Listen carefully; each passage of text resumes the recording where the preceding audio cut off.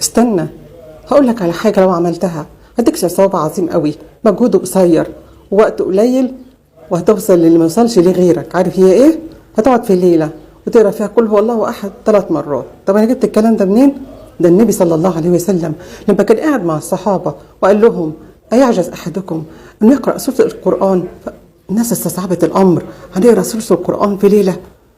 فقال لهم اقرأوا قل هو الله أحد فإنها تعدل ثلث القرآن. يعني اللي بيقعد يقرأ القرآن قل هو الله أحد 3 مرات يبقى كأنه قرأ القرآن كله. طب الليلة دي لو هي كانت ليلة القدر، تخيلوا الثواب العظيم اللي انت ممكن تناله.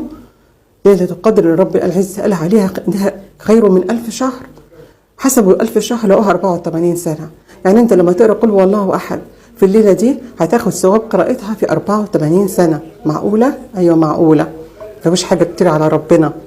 ليلة القدر بينكتب فيها الأرزاق والأعمار العباد للسنة القادمة. هتفوت الليلة زي دي؟ لا، ما نفوتهاش. كل ليلة فردية علينا بيها نستغفر ونصلي على الرسول ونقرأ قل هو الله أحد وندعي لنفسينا وندعي لإخواننا وربنا يستجيب للجميع.